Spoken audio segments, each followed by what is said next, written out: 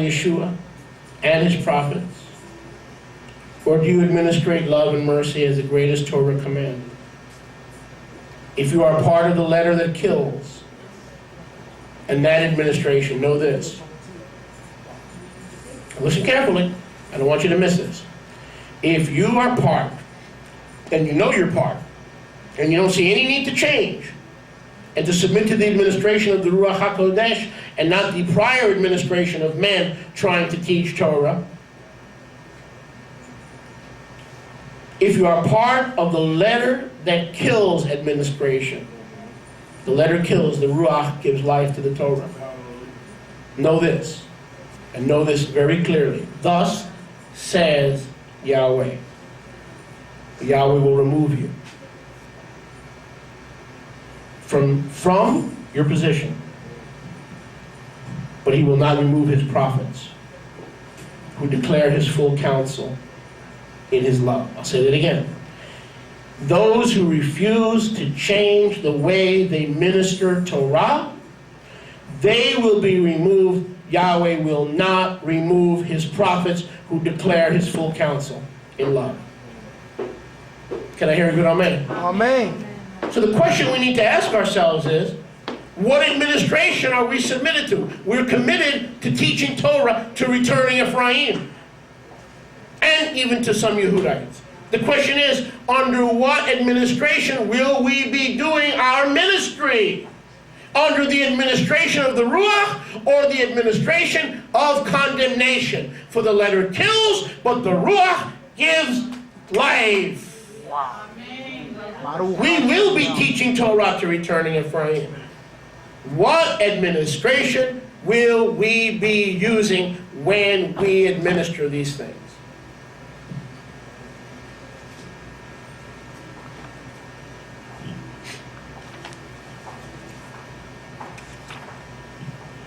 Baruch Hashem Yahweh. Amen. And I want people to think about that. Because if you can't be honest with yourself, no one can help you. When I sin in secret, I know what I'm doing. I know I need help. In the letter of the Torah that kills, do not mind habitually exposing someone's nakedness. And that is not being our brother's keeper. Yahweh says we are to cover. Do you understand what I'm saying? We're to cover our brother's nakedness. Isn't that what Yahweh did? What administration did he cover Adam v'Chava? He administrated the Ruach HaKodesh to them, and he covered them in their nakedness. He didn't tell future generations, I didn't bother covering them because they were a bunch of this and they were a bunch of that. No, future generations know that Adam v'Chava died covered by the administration of the Ruach and not of the letter. What was the letter? Don't eat. If you eat, you'll die. Yahweh didn't administer to them by the letter. He administered to them by the Ruach HaKodesh. Praise Yahweh. What administration are we part of? The one that uses Torah to crucify Yeshua and his prophets? Or do we administrate love and mercy as the greatest Torah command? If we are part of the letter that kills administration, know this. Yahweh will remove you and will not remove his spokespeople, his prophets, who declare his full counsel in love. Verse 12. 1 Corinthians 3:12. Baruch Hashem. I'm sorry. 2 Corinthians. No wonder I couldn't find it. 2 Corinthians 3:12. Seeing that we have such tikvah. What is tikvah? Hope. What is tikvah? Hope. We speak and conduct ourselves bravely. Why are we so bold to preach that there is a way to administer Torah that brings life? And Yeshua says, go and learn what this means and put the Torah down. When you learn what this means, open up the Torah again. Why are we so bold and so brave to proclaim this? It is because we have hope and tikvah in a new administration. There's a new sheriff in town. Can I hear a good amen? Amen. We have hope that this administration will not fail us, cannot fail us and will remain forever. Talk to me, somebody. Watch this. We have this tikvah, this hope.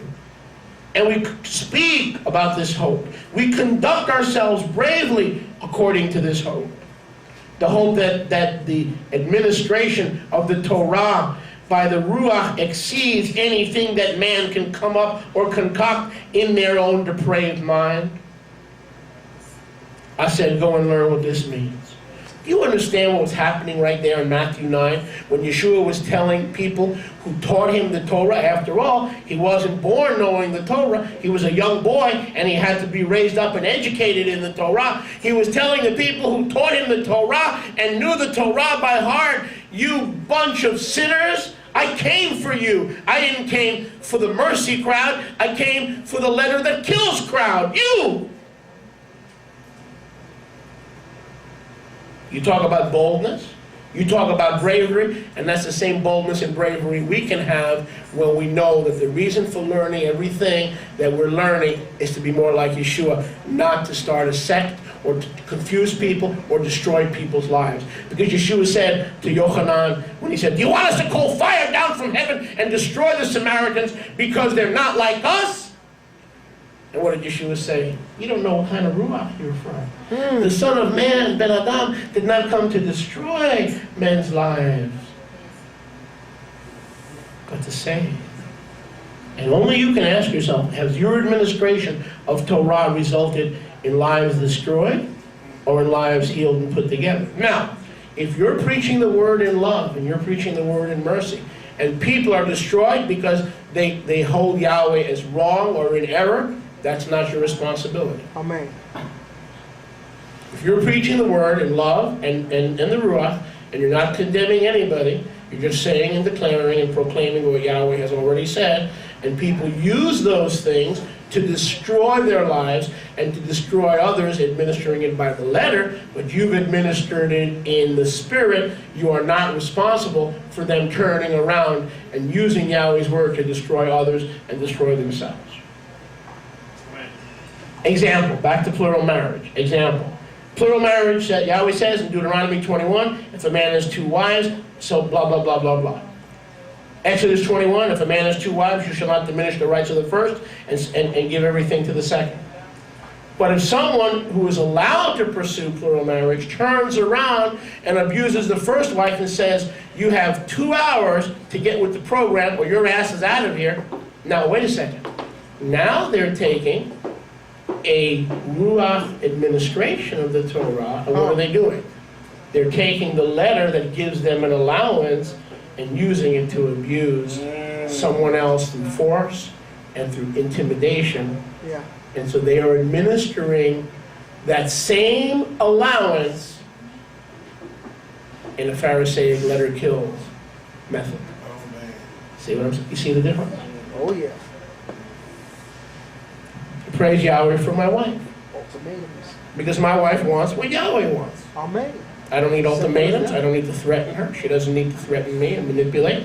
We work through issues. We work through a lot of issues. But there's an underlying love. She knows that when I minister the word to her, ultimately, I would do nothing to hurt her. Amen. If I did hurt my wife, it was a fall into my flesh. But it was never my motivation or my intention. Amen. And by resting in that, she trusts me. Wherever I take her, she trusts me. And that's what Yahweh wants in a love relationship between a husband and a wife. Sweetheart, I love you. You follow Yahweh, I'll follow you. You don't follow Yahweh, I won't follow you. Very simple. There you go. You make up your own words, I'm not following you. You make up your own doctrine, I'm not following you. Okay. So we conduct ourselves bravely, especially us as a Kehillah and us in this ministry, because we have great hope.